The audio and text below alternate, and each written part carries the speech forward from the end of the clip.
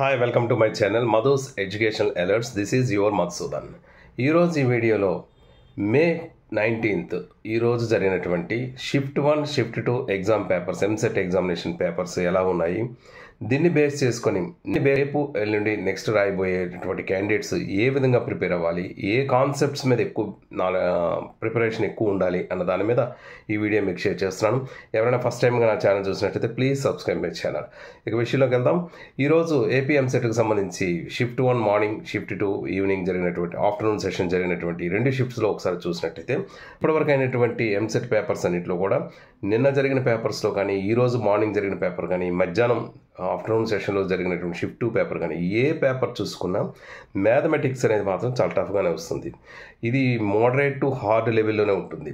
So mathematics వచ్చేసరికి lengthy questions ఎక్కువగా ఇవ్వడం, ఫంక్షన్స్, మ్యాట్రిక్స్, అలాగే డెరివేటివ్స్, లిమిటేషన్స్, సర్కిల్స్, వీటన్నిటి మీద బేస్ చేసుకొని ఎక్కువ క్వశ్చన్స్ రావడం అనేది ఈరోజు జరిగినటువంటి షిఫ్ట్ 1 షిఫ్ట్ 2 పేపర్స్ని బట్టి మనకు అర్థమవుతుంది.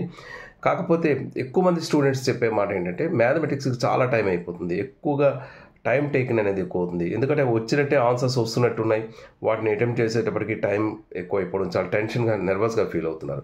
బట్ ఎనీహో మార్నింగ్ షిఫ్ట్ తీసుకున్నట్టయితే దాదాపు ఒక 20 క్వశ్చన్స్ వరకు ఈజీ క్వశ్చన్స్ అనేవి ఉన్నాయి. మిగిలిన రిమైనింగ్ క్వశ్చన్స్ అన్నీ కూడా కొంచెం టఫ్గా ఉన్నట్టుగానే మ్యాథమెటిక్స్కి సంబంధించింది. అదే షిఫ్ట్ 2లో తీసుకున్నట్టయితే మ్యాథమెటిక్స్ ఇక్కడ కూడా సేమ్ అలాగే ఒక 20 to 25 క్వశ్చన్స్ వరకు ఉన్నాయి. మిగిలిన క్వశ్చన్స్ అన్నీ కూడా చాలా టఫ్గా ఉన్నట్టున్నాయి. అసలు చాలా అర్థం చేసుకోవడానికి కూడా చాలా లింక్గా క్వశ్చన్స్ అనేవి ఉన్నాయి. అంటే చాలా క్లమ్జీగా ఉన్నట్టుగా, చాలా ఫీల్ అవుతున్నట్టుగా స్టూడెంట్స్ చెప్తున్నారు.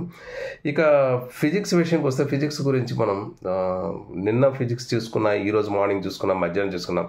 ఫిజిక్స్ చాలా హార్డ్గా ఇస్తున్నాడు. మ్యాక్సిమం పేపర్స్ అన్నింటిలో కూడా ఇప్పటికైనటువంటి నిన్నటి పేపర్స్ 2 పేపర్స్, ఈరోజు 2 పేపర్స్లో కూడా ఫిజిక్స్ అనేది చాలా కష్టంగా ఇస్తున్నారు.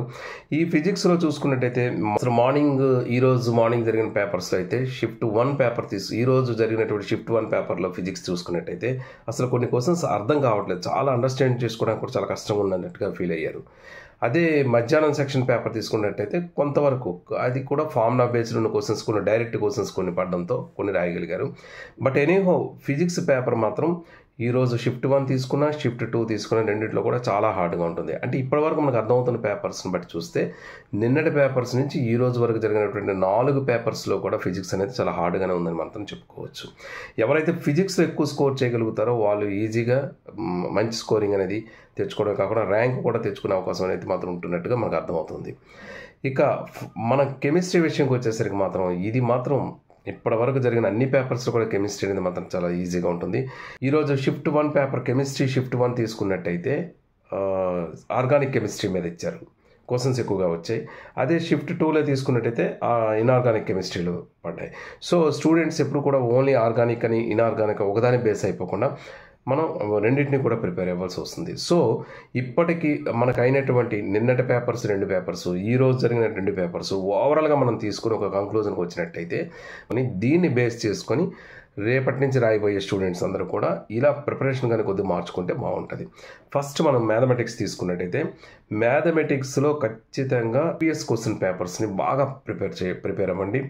అలాగే ఎక్కువగా సెకండ్ ఇయర్ క్వశ్చన్స్ అన్నీ కూడా కొద్దిగా ఈజీగా ఉన్నట్టు అనిపిస్తుంది, ఫస్ట్ ఇయర్ క్వశ్చన్స్ కొద్దిగా కష్టంగా ఉన్నట్టు అందుకో. సో సెకండ్ ఇయర్ క్వశ్చన్స్ మీద ఎక్కువగా కాన్సన్ట్రేట్ చేయండి. ప్రీవియస్ క్వశ్చన్స్తో పాటు సెకండ్ ఇయర్ క్వశ్చన్స్ కొద్దిగా ప్రిపేర్ అవ్వండి. అలాగే సర్కిల్స్, డెరివేటివ్స్, ఇంటిగ్రేషన్, మ్యాట్రిక్స్ ఇటువంటి కొన్ని కాన్సెప్ట్స్ మీద ఎక్కువగా కాన్సన్ట్రేట్ చేయగలిగితే ఎక్కువ స్కోరింగ్ తెచ్చుకునే అవకాశం ఉంటుంది. ఇది మ్యాథమెటిక్స్కి సంబంధించి. నెక్స్ట్ మ్యాథ్స్ గురించి చెప్పేటప్పుడు మరొక విషయం కూడా చెప్పుకోవాలి. మ్యాథ్స్ని వీలైనంత వరకు మీరు లాస్ట్లో ఆన్సర్ చేస్తే బెటర్, ఎందుకంటే కెమిస్ట్రీ ఈజీగా ఉంటుంది కాబట్టి కెమిస్ట్రీతో స్టార్ట్ చేయండి. ఫిజిక్స్, మ్యాథ్స్ అలా వస్తే బాగుంటుందని నా ఉద్దేశం. మీకు ఏది కన్వీనియంట్ అది చేయండి. బట్ మ్యాథ్స్లో చేసేటప్పుడు కూడా మొత్తం 80 బిట్స్ కూడా మీరు అలా చేసుకుంటూ వెళ్ళేటప్పుడు ఏది డైరెక్ట్గా ఆన్సర్ మీకు వస్తే దాన్ని చేయండి. కానీ అక్కడే స్టిక్ ఆన్ అయిపోయి అదే క్వశ్చన్లో ఉండిపోతూ మాత్రం చేస్తే మాత్రం చాలా పేపర్లో కూడా నిన్న పేపర్ రాసేవాళ్ళు, ఈరోజు పేపర్ రాసేవాళ్ళ నుంచి నోటంటే వచ్చే ఒక మాట వింటున్నాము.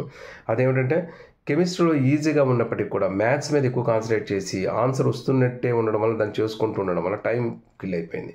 సో చివరికి వచ్చేసరికి కెమిస్ట్రీలో కొంతమంది లాస్ అయ్యారు. ఆ మిస్టేక్స్ మాత్రం మీరు చేయకండి. సో మీరు వీలైనంత వరకు కెమిస్ట్రీ ఈజీగా ఉందనేసి ఇప్పటికొచ్చి అన్ని పేపర్స్లో కెమిస్ట్రీ ఈజీగా ఉంటుంది. సో కెమిస్ట్రీ మీద ఎక్కువ కాన్సన్ట్రేట్ చేసి కెమిస్ట్రీలో స్కోరింగ్ తెచ్చుకోండి. ఇక మ్యాథమెటిక్స్, ఫిజిక్స్ రెండూ కూడా హార్డ్ లెవెల్స్ ఎక్కువగా ఉన్నాయి కాబట్టి వీలైనంత వరకు ఎక్కువ టైం అనేది చాలా మేనేజ్ చేసుకోవాలి. ఇక ఫిజిక్స్ విషయంకి వద్దాం. ఫిజిక్స్కి వస్తే ఖచ్చితంగా ప్రీవియస్ క్వశ్చన్స్తో పాటు బేసిక్స్, ఫార్ములా మొత్తం రావాలి మీకు. సో ఫార్ములా రిలేటెడ్ క్వశ్చన్స్ ఎక్కువ పడుతున్నాయి, కొన్ని డైరెక్ట్గా పడుతున్నాయి, కొద్దిగా ట్విస్ట్ ఇస్తూ 1-2 క్వశ్చన్స్ పడుతున్నాయి. సో ఫిజిక్స్ని బేసిక్స్తో పాటు ఫార్ములా రిలేటెడ్ కూడా ఫార్ములాస్ అన్నీ కూడా బాగా అవ్వండి. ఇక కెమిస్ట్రీ విషయంకి వస్తే మాత్రం కెమిస్ట్రీలో పర్టికులర్గా ఆర్గానిక్ కెమిస్ట్రీ అని కానీ లేదా ఇనార్గానిక్ కెమిస్ట్రీ అని కాకుండా టోటల్గా కెమిస్ట్రీయే మీకు ఎక్కువగా ఈజీగా ఉన్నట్టు అనిపిస్తున్నాయి కాబట్టి అన్ని పేపర్స్లో ఇప్పటికి వచ్చే పేపర్స్ అన్నింటిలో కెమిస్ట్రీ ఈజీగా ఉంది కాబట్టి కెమిస్ట్రీలో అటామిక్ స్ట్రక్చర్ కానీ organic chemistry, inorganic chemistry, properties ఇవన్నీ కూడా chemical properties, physical and chemical properties ఇవన్నీ కూడా ఫుల్గా ప్రిపేర్ అవ్వండి. డెఫినెట్గా మీకు మంచి స్కోరింగ్ అనేది వచ్చేస్తుంది.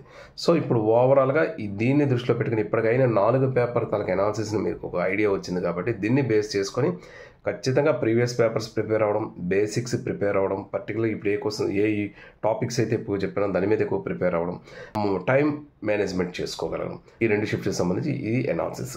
దీనికి సంబంధించి మీకు ఏమైనా డౌట్స్ ఉన్నట్టయితే కామెంట్ బాక్స్లో పోస్ట్ చేయండి. అలాగే మీకు ఈ పేపర్స్ ఎలా అనిపించాయి అనేది కూడా కామెంట్ బాక్స్లో షేర్ చేయండి.